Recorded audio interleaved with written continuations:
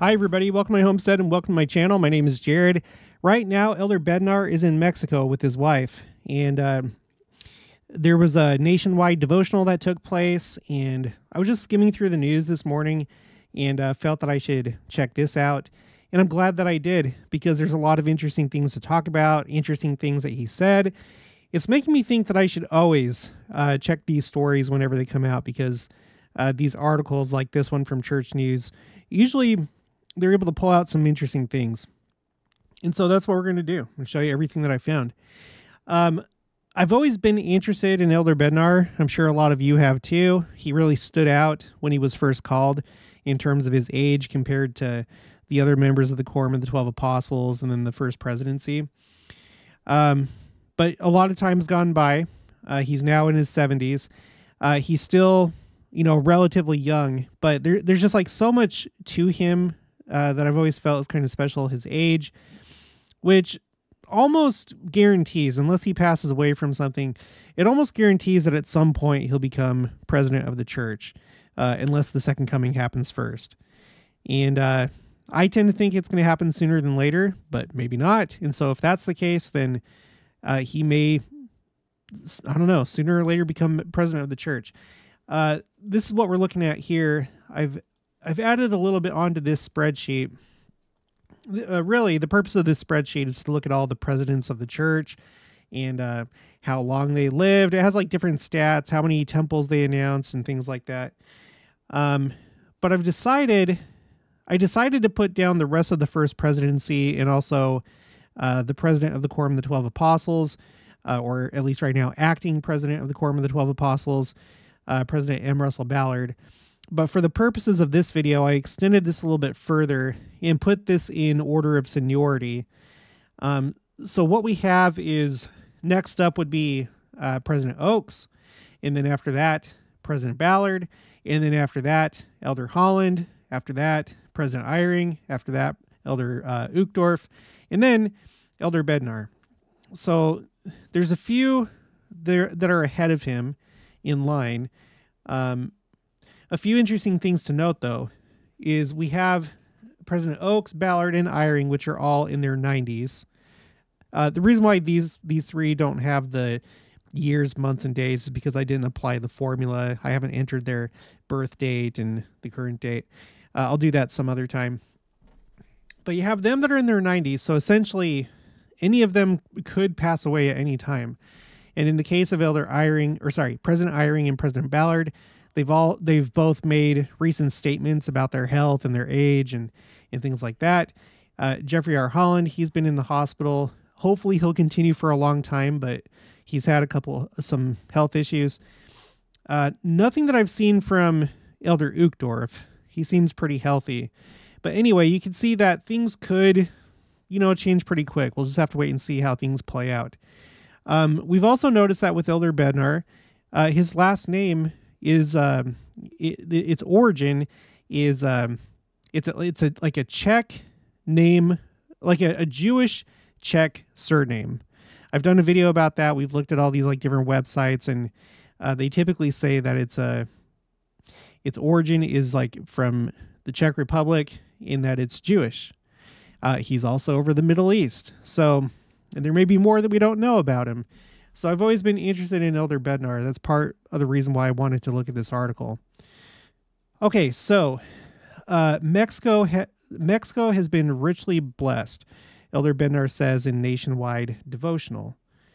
We are going to talk a bit about Mexico, but we're going to be talking about different things going on throughout the world, and also Mexico's relation to those things. Okay, Mexico City, Mexico. Latter-day Saints gathered in homes and chapels all over Mexico on Sunday night, November 5th, to participate in a nationwide devotional about temple and family history work with Elder David A. Bednar of the Quorum of the 12 Apostles. Speaking of the increasing number of houses of the Lord being built and the improvements in technology that have accelerated family history work, Elder Bednar said, quote, "This is a mighty miracle." And he said a little bit more than just that, which we'll see a little bit later in the article. Okay, living up to expectations. Quote, Mexico has been richly, oh my gosh, Mexico has been richly blessed by the announcement and construction of so many houses of the Lord, Elder Bednar said of the country's 24 temples. And just to give you a visual representation of that, oh, oops, I didn't already have this up. Sorry, I just got back from Wichita, and I kind of wasn't expecting to record this tonight, but it turns out that I am. Okay, so here we go. Here's the United States. Okay, lots of temples all across the country. Here's Mexico. Also a lot of temples. Let me take the borders off. So you'll notice that there's a good number of blue place markers, which means that they've been announced or under construction. But there are a lot of temples in Mexico. And we're going to talk about stats later, like how many members of the church there are there and stuff like that. But yes, 24 temples in Mexico. That is a lot. Compared to other countries, that is a lot. Elder Bednar encouraged those who live near present and future houses of the Lord to attend regularly.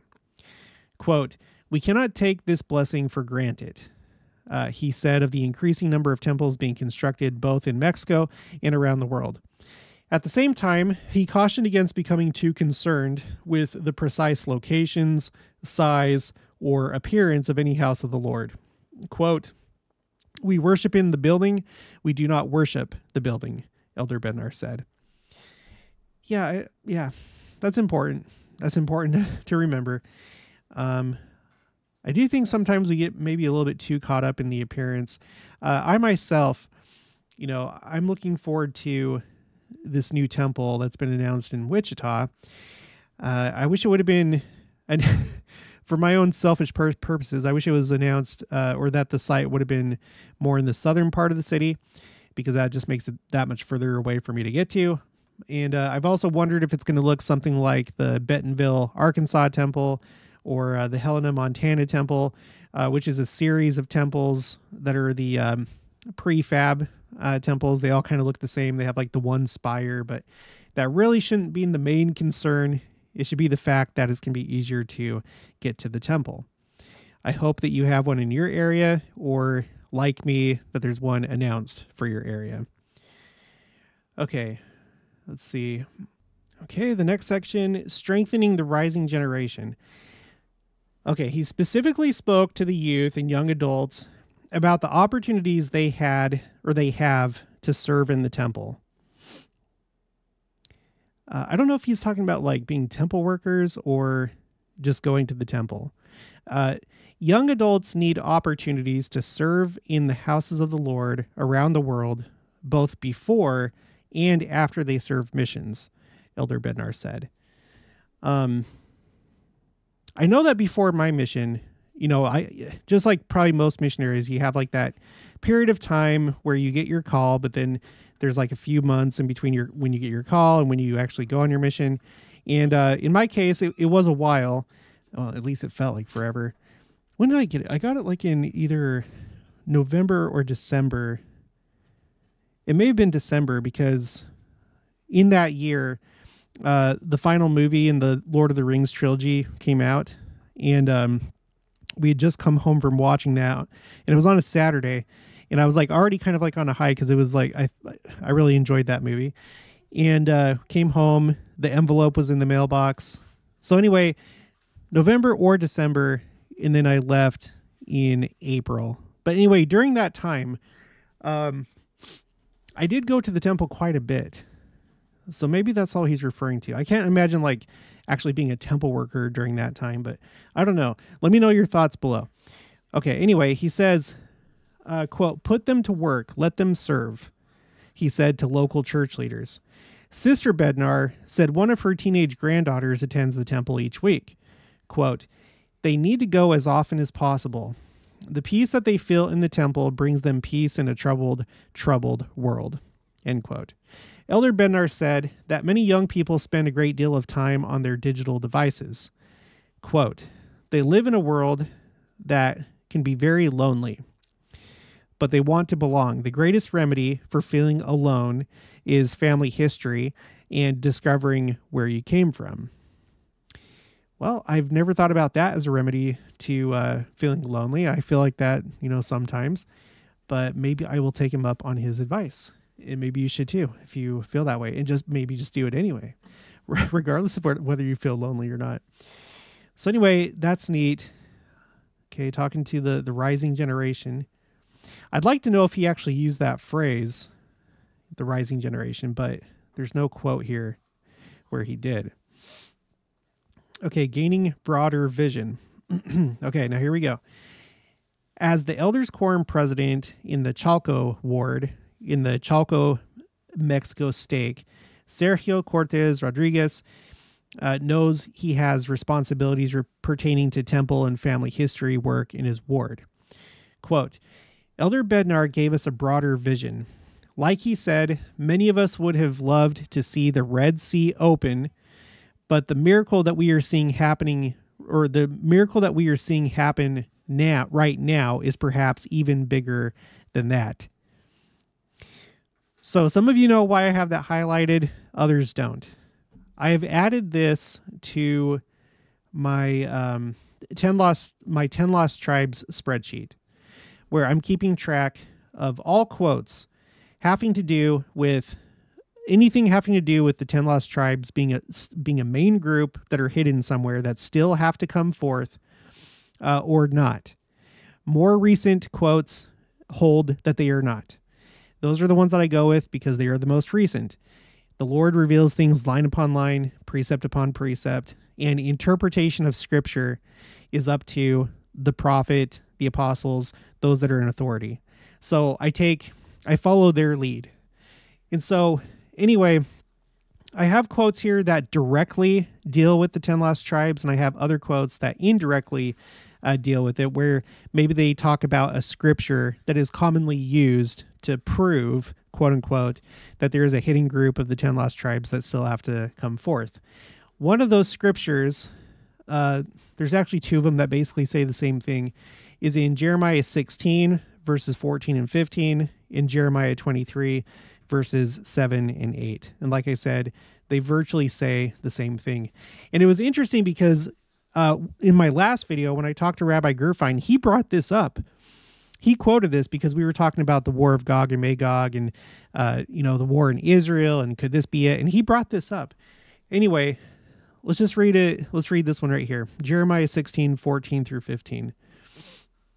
Therefore, behold, the days come, saith the Lord, that it shall no more be said, the Lord liveth, that brought up the children of Israel out of the land of Egypt. But the Lord liveth, that brought up the children of Israel from the land of the north, and from all the lands whither I have driven them, and I will bring them again into their land, and that I gave unto their fathers. So the way that it goes, typically, his people will say, well, the second coming cannot happen yet because this has not been fulfilled. We have not seen anything so spectacular as the 10 Lost Tribes. And there's multiple theories. Some say that there's a flat earth, and so they're on some other part of the plane. Other people say that there's a hollow earth, and so they're inside the earth. Some say that they're in caves. Some people say that they've become a spacefaring civilization, and that they're going to come back in their spaceships. So because we haven't seen anything spectacular like that, the reasoning goes, we know that this has not been fulfilled. However, like I said, more recent sayings of the prophets and apostles hold that they are not a hidden group. We went over what was said in Millennial Messiah when it's talking about the gathering of Israel from the four parts of the earth, and what it means, the 10 Lost Tribes from the north being restored, and how that refers to them again inheriting the actual land in Israel, them being restored to their ancestral lands. So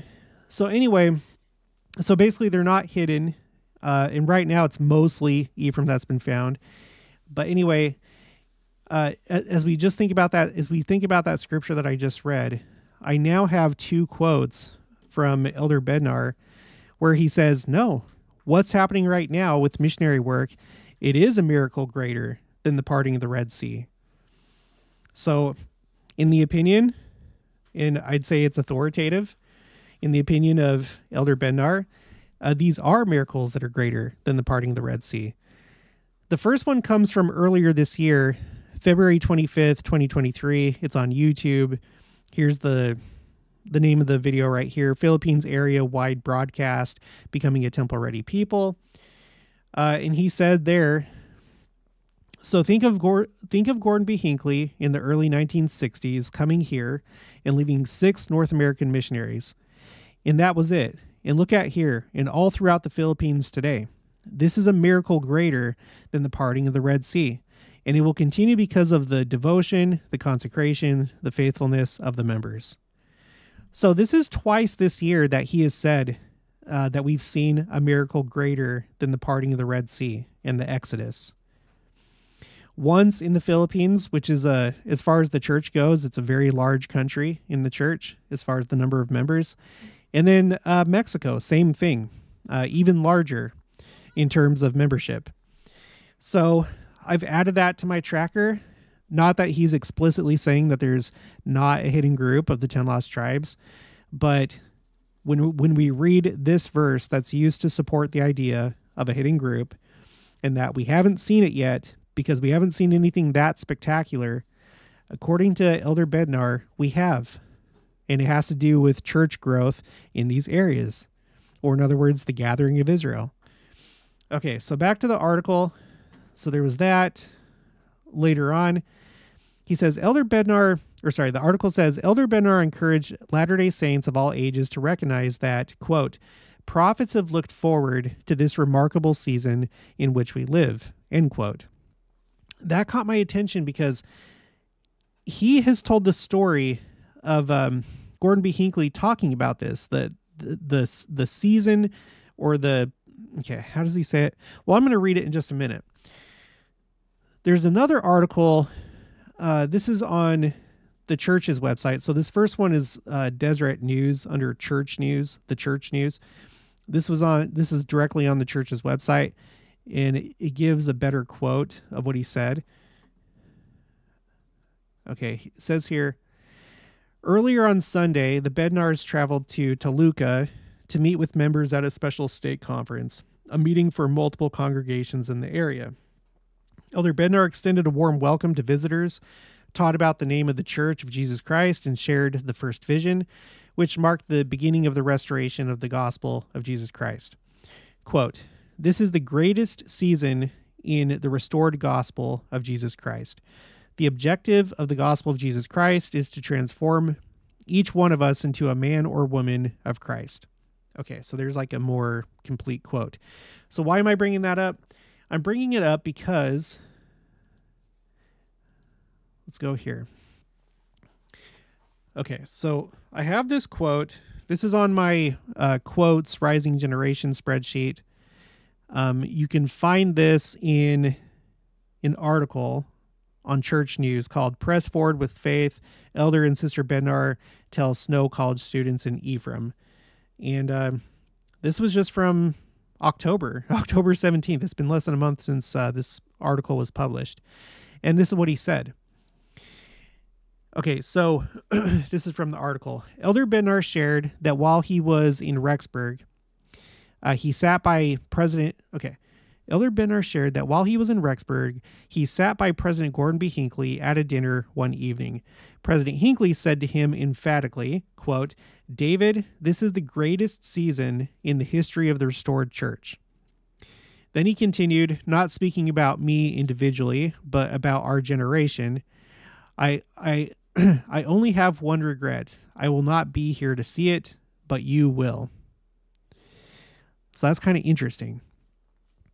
Later he says, later it says, Elder Bednar said that a part of the season President Hinckley was referring to is quote unquote, the time in which we now live, when the church has 335 temples in operation, under construction, or announced, including one in Ephraim.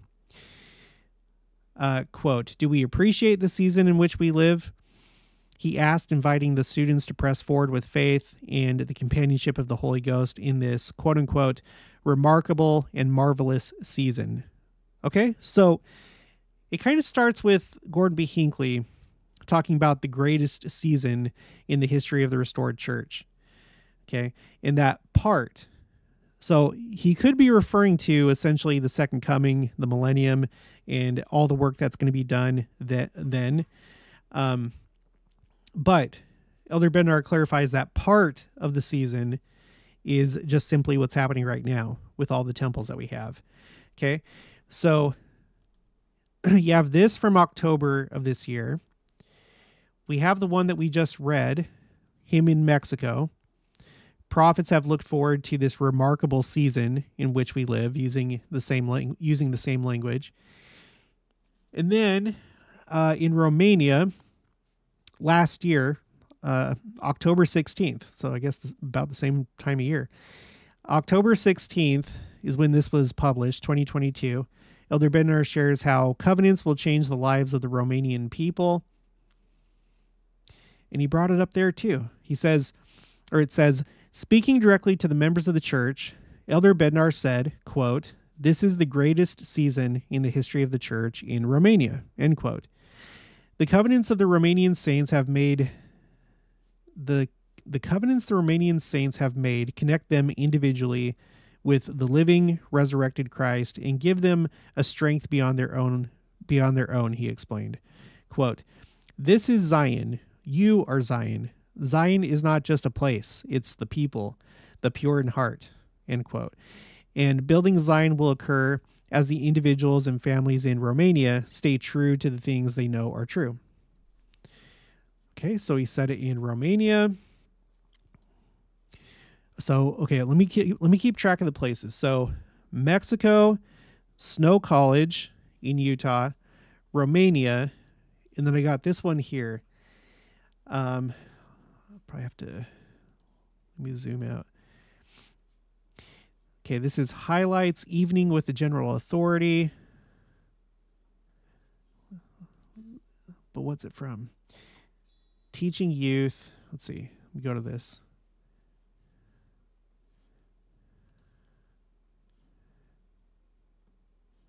It cuts it off. I don't know what the rest of that says. But anyway, some kind of thing for youth. Okay.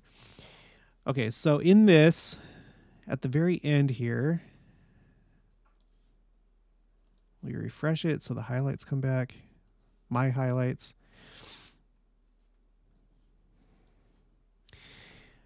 To live on the earth in this season of the dispensation of the fullness of times is the blessing of a lifetime.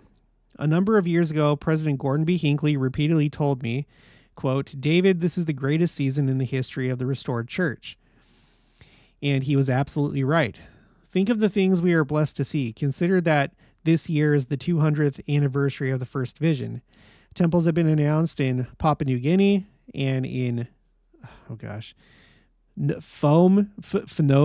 Nome, I don't know, Pen, Cambodia. We go ahead and correct me in the comments. We have missionaries in the former Soviet Union and a temple in Ukraine. This is the greatest season in the history of the restored church. We have a particular responsibility in this day. If we have been saved for this day, it is because we have a lot to do. And we have a role in helping the rising generation, there it is, to be ready.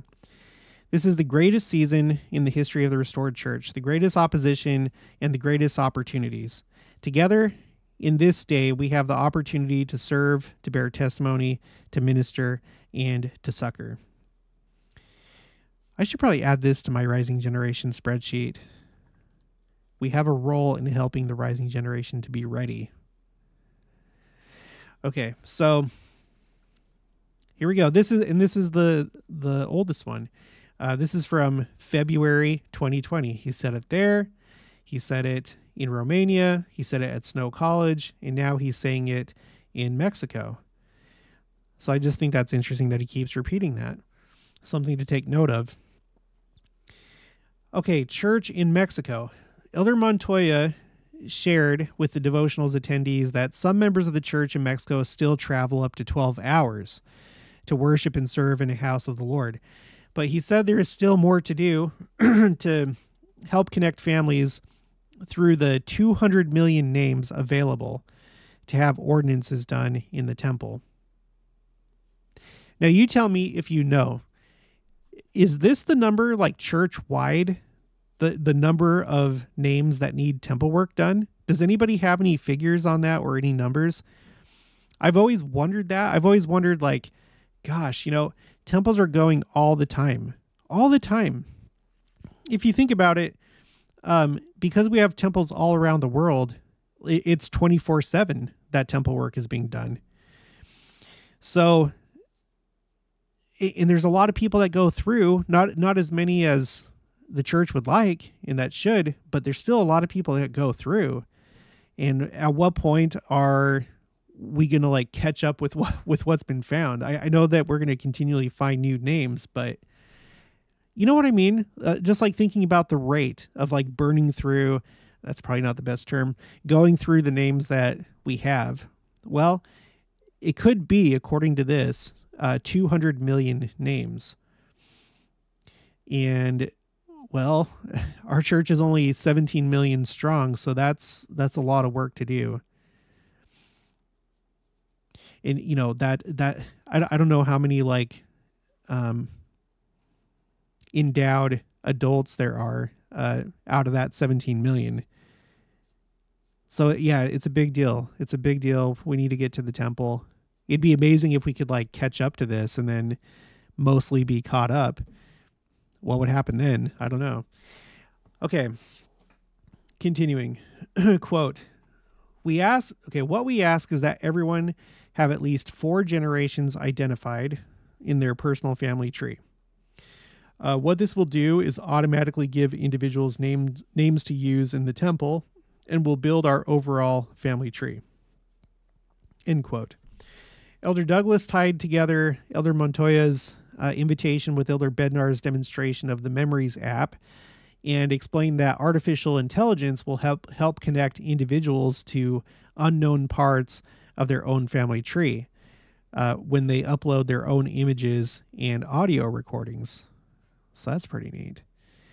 Using artificial intelligence to help bring suggestions to you and hints. Okay. The 24 houses of the Lord in operation or announced for Mexico will serve the country's 1.5 million members of the Church of Jesus Christ of Latter-day Saints. In December, members of the church will commemorate 40 years since the dedication of the first temple in the country, the Mexico City, Mexico Temple. With last week's announcement of 36 new missions to be created around the world next year, Mexico will have an additional 2 missions in the country. Those missions will be Mexicali, near Mexico's border with California and Arizona in the United States, and Puebla East, located to the southeast of Mexico City. And that's the end of that article. Okay, and then there was a little bit more in this second article. It says, Elder Bednar addressed Latter-day Saints in Acapulco in an unscheduled virtual broadcast on Sunday as they recover from Hurricane Otis, which hit the southern coast of Mexico on October 25th, causing extensive damage in the southern state of Guerrero. Quote, what a choice experience it is for Susan and me to gather with all of you in the midst of your hardship as a result of this hurricane, he said. Continuing, he says, the tragedy of having all of your physical possessions damaged, ruined, or gone, that will take a long time to repair. But the spiritual strength with which you are blessed because of the Savior's atonement can endure with you forever. It will grow as you press forward with faith in the Lord Jesus Christ through these challenges and difficulties. End quote. Otis was the most powerful hurricane to make landfall in Mexico in the past 50 years. The church is working on relief efforts in the affected areas. So I've already done a video covering that. It was actually the most powerful, if I remember, it was the most powerful hurricane in recorded history to hit the west coast of Mexico, like the most powerful Pacific hurricane. And then for that part of Mexico, Acapulco, I think that the strongest that they had ever experienced was like category 2. So this being a category 5, it was very unexpected. It strengthened really quickly. It caused a lot of damage And in that video that I did, everywhere, the entire city just looked like it was put into a blender. Like literally, it looked like it was put into a blender. And I decided for this video to go ahead and check, because it takes time, obviously, to assess the damage and casualties and stuff like that. So according to this article, this was published on the 2nd, and I couldn't really find anything much sooner. This is ABC News. 58 people still missing, including 11 Americans, week after Hurricane Otis made landfall in Mexico. So that's how many are missing. How many are dead? A week after a powerful a week after a powerful Category 5 hurricane hit Acapulco, Mexico, at least 58 people are still missing, according to the Mexican government. Among the missing are 18 foreign nationals, including 11 Americans. Hurricane Otis is the strongest hurricane on record to hit Mexico's Pacific coast, making landfall with wind speeds up to 165 miles per hour. Prior to Otis, the strongest hurricane on record to hit Mexico's Pacific coast was Category 4 Hurricane Patricia in 2015. So far, 46. That's the number right there. So far, 46 people have been confirmed dead, but some officials have been skeptical about the government's death toll. So, and who knows if we'll get a more updated or accurate death toll. I'm still looking at Libya after what happened with Storm Daniel, and they still don't know. It could range between 4,000 and like 11,000 people that were killed as a result of flash flooding in Libya. So some of these things, time goes by and you don't really get updates. So I don't know what's going to happen with this. But with this update, I've updated my disasters spreadsheet. It's called Signs Disasters. So what I had before, the last time I did a video about it, was 27. So now it's risen to 46, according to this article and according to Mexican officials. All right. So I'll just go ahead and update that officially. And it's interesting. I'm guessing, I don't know. So the hurricane happened on the 25th of October. Elder Bednar is he's still in Mexico as of right now, according to one of these articles that we're reading. So I'm guessing that he already had this scheduled. And then it just so happens that before he gets there, you have Hurricane Otis that struck. So I wonder about the potential connection there. I think it's odd that you would have this very strange, very powerful hurricane that would hit just before Elder Bednar goes to Mexico. Something to think about. Okay, so, okay.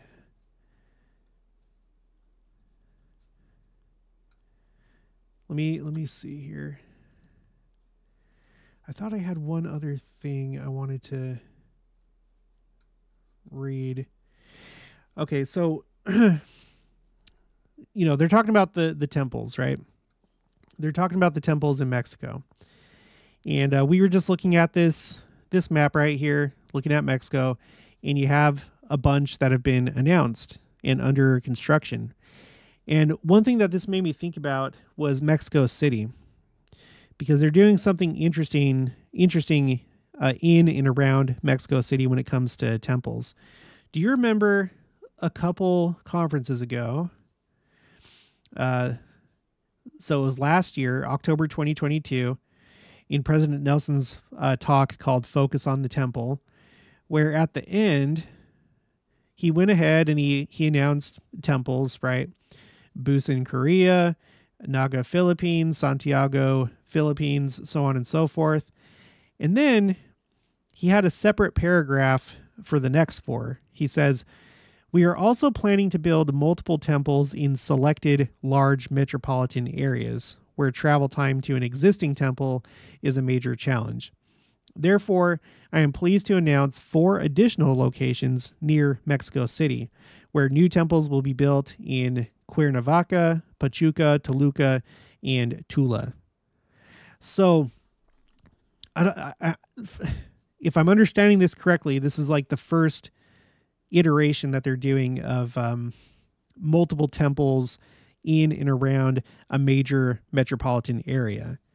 So if we go here to Mexico City, okay, let me take that off. So you can see Mexico City right here, and then you have the surrounding temples, and you also have another temple that's going in. I don't know when this was announced, but you have another one that's been announced for Mexico City. So Mexico City itself will have these two temples inside of it, and then you have these other ones. Here's Pachuca, Tula, Toluca, and Cuernavaca that surround the city.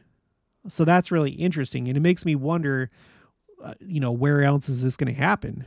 And there's also this one over here. It wasn't part of the 4 that he announced, but there's this one in Puebla, Mexico. So this like whole area is going to be pretty well covered with temples pretty soon here. So I was wondering what other places could he possibly be referring to? I'm assuming that, in an upcoming general conference, they'll be like, okay, we're going to do some for this major metropolitan area. So I doubt that it could have any reference to Salt Lake because, well, it's already been there for a while, and it just keeps, there's more and more temples that keep getting announced in this metro area. So probably not Salt Lake. And then I thought about Phoenix because that's where I lived before moving to Kansas. And I don't know, that could be, it is a large city. It would be nice to have a temple over here in the southwest part of the valley where where I lived. Or I don't know, maybe it's very doubtful that there would be like a city center one, but anything's possible. So I was thinking, okay, so what are some that could be under consideration? I pulled up this article for mega cities. Okay. I'd come across this a long time ago because I've always been kind of like a geek for like skyscrapers and cities and stuff like that. I've always been pretty geographically minded. So what's a megacity? A megacity is a very large city, typically with a population of more than 10 million people.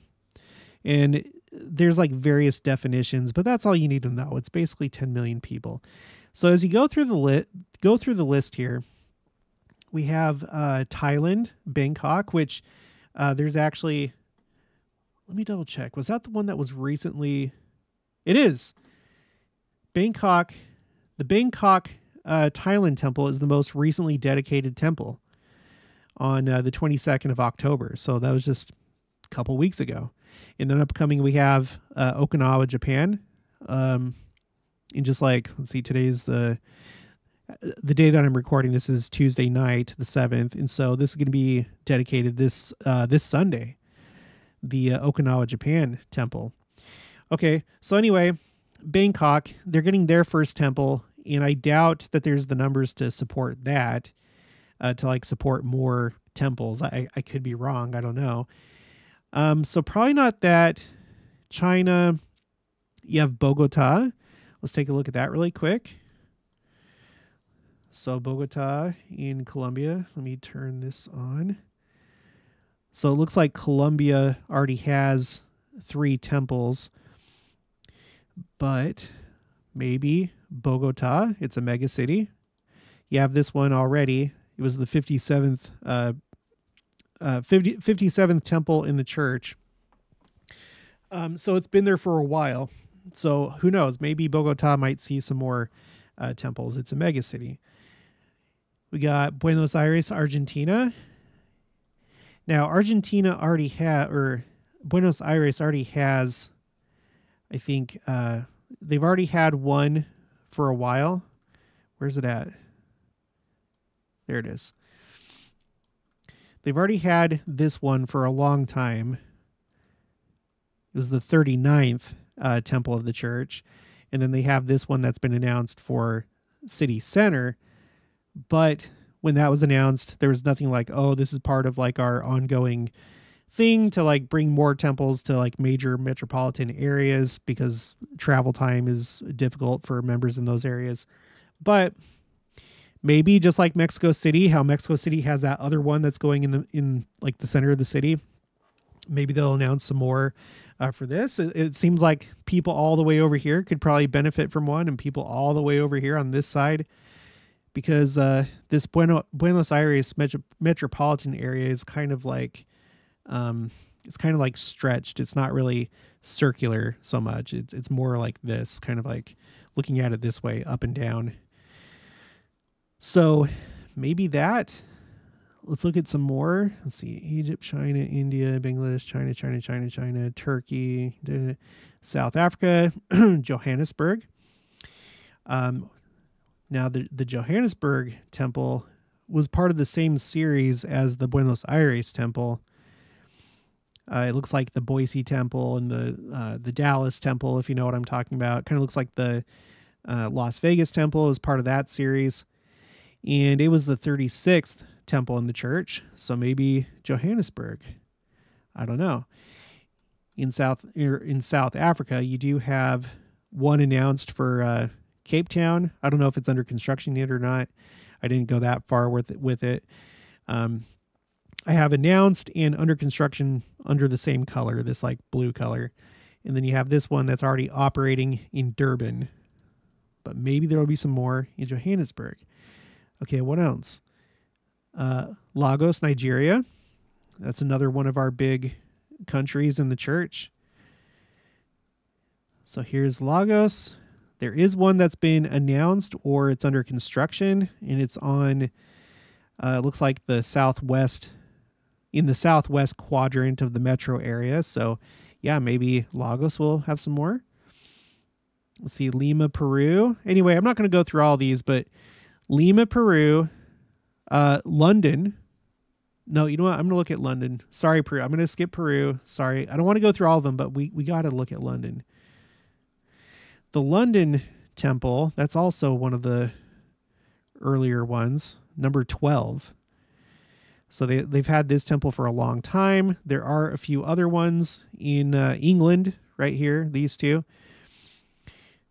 But as you can see, the London temple is, it's quite a ways from London. I don't know how long of you let me know if you're in this area, how long of a commute is it from somewhere here in the London metro area all the way down here to the London temple.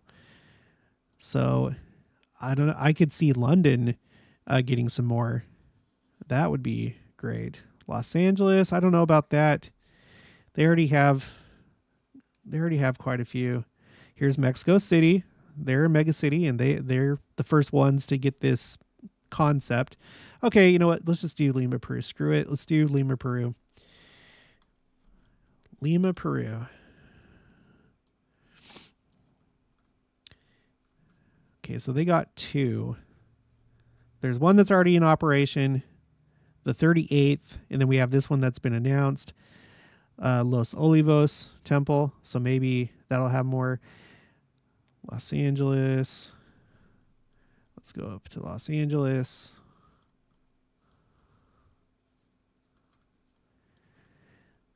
The Los Angeles area already has 4, but I don't know. There's a lot of members in California, and I think in the LA area, so maybe some more there. Metro Manila. Okay, no, I'm gonna stop. We're gonna stop right here. New York City. I don't know. I can't picture more temples going there. We have the Manhattan Temple, but what do I know? Paris, France, maybe. Seoul, South Korea.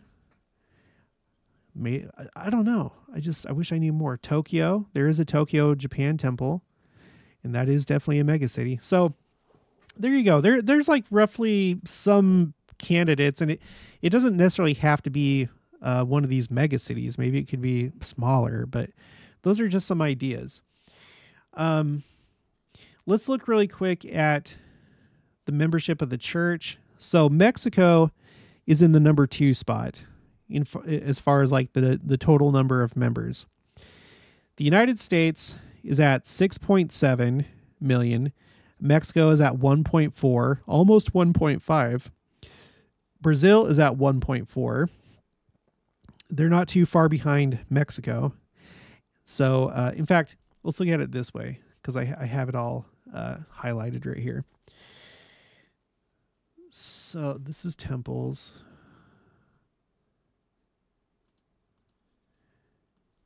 Let's go down here. Okay. So I have it highlighted like this. I have the country with the most members of the church per continent. So for North America, it is the United States. And on here on the Wikipedia, they have 6.8. Okay. For South America, it's Brazil with almost, well, yeah, right here, it's even closer than that other article we were looking at. They're almost at 1.5. For Asia, it's the Philippines. They're at 853,000, which again, that is quite the miracle. You know, we were just talking about Elder Bednar talking about how President Hinckley left 6 missionaries there in the 60s. So from the 60s until now, that's a relatively short time, and they're already the 4th largest country in the church. Very quickly approaching 1 million. They're probably going to be the next ones to break the 1 million mark.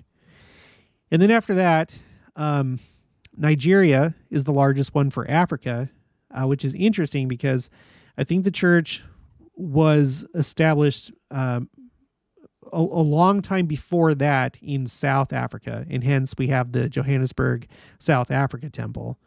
But Nigeria has passed up South Africa, and it is currently in the number 1 spot. For Europe, it's the United Kingdom, which would make sense. You know, the church has been established there the longest. And then for Oceania or just Australia, however you want to think of that region of the world, Australia is the largest. But New Zealand is not far behind. Okay. And then in terms of temples, what I did is I sorted this part by temples. And there's only 1, 2, 3, 4, 5. There's only 5 countries.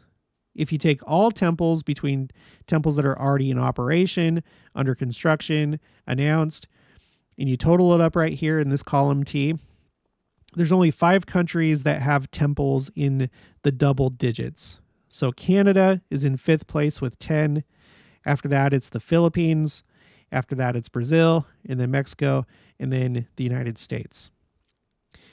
So, but remember, Canada was not, okay, if we go back down here, Canada, where are they? They're all the way down here in terms of number of members of the church. So if Canada has that many, is it possible that these other countries could soon explode in number of temples? Peru, Chile, Argentina, Guatemala, Ecuador, Nigeria, Bolivia, you know. So let's go back up here. You have all those countries that could potentially over the next few years reach the double-digit mark in terms of number of temples. The closest would be Peru because they have 7, and then Argentina, Guatemala, which matches, you know, the number of members of the church. Nigeria 4. So I don't know, just there's going to be interesting things I think that'll happen over the next few years and the next decade. Hopefully the second coming happens sooner than later, but if things continue as they are, I think a lot of things are going to happen pretty soon. So yeah, but Mexico is number 2, both in terms of the number of members of the church in that country and the number of temples. And it doesn't look like this this Wikipedia article has been updated because the article said that there's 24 total, and this has 23 total. So let me know what you think about this. Can you think of any other cities? Do you live in a city where travel times are difficult to get to your temple for that city? Again, I have absolutely no experience with Mexico or Mexico City. I don't know what it's like to travel in this area. If you do, let me know.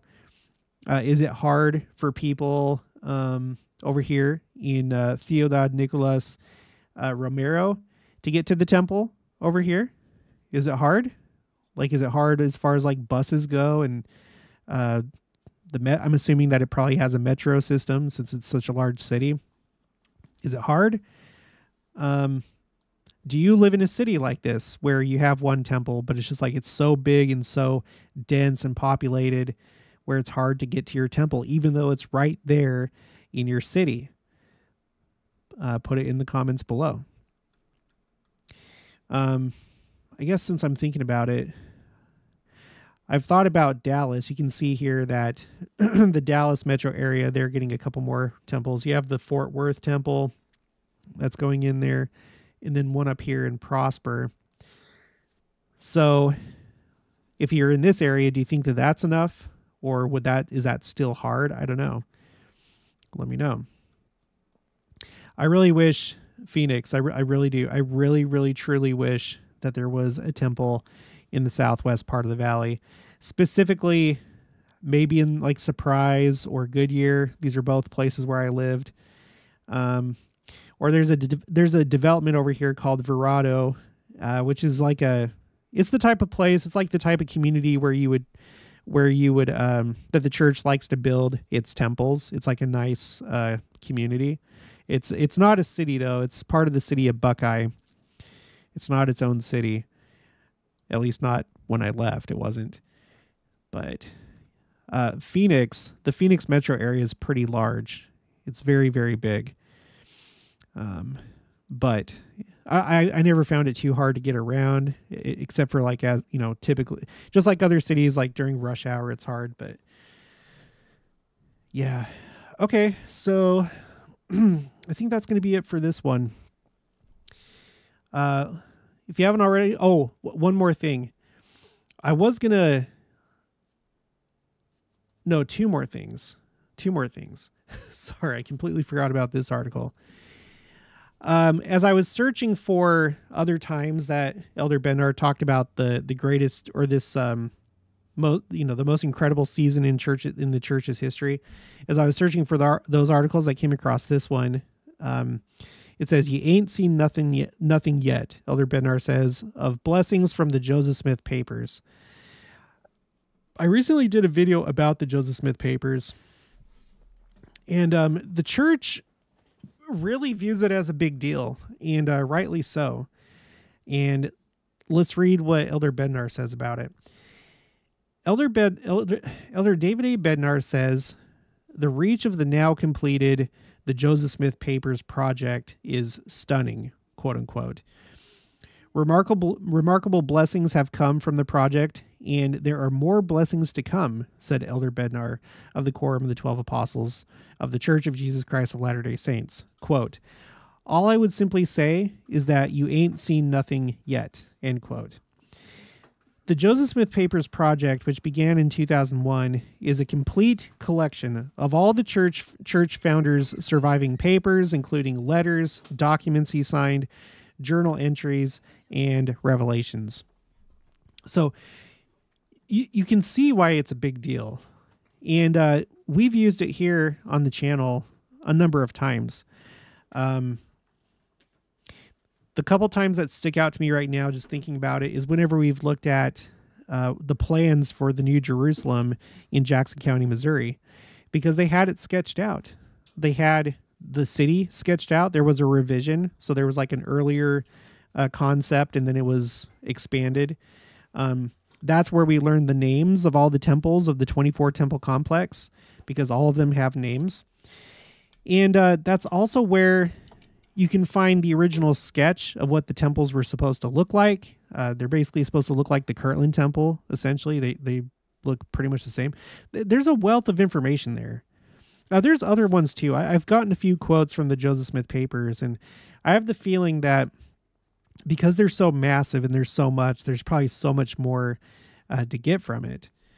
And it's interesting that it seems like that's what the church believes too, that there are more blessings to come, and that we haven't seen anything yet, which begs the question, like from the church's point of view, what do they expect is going to happen? Like, do they have plans to, like, publish materials that are based on the Joseph Smith papers, so we have more comprehensive teachings by the prophet Joseph Smith on particular topics. Like, I don't know if you have any knowledge of it, put it in the comments below. But what do you think he means when he says you ain't seen nothing yet? Well, what's going to happen in the future? What do you think? So it's really cool. I really like it, and I'm excited to keep using it. But yeah, it's really neat. And then I'll probably cover this very possibly in the next video. There's this article that popped up on Israel 365, a prophecy for our times, Zechariah 9 and the Gaza war.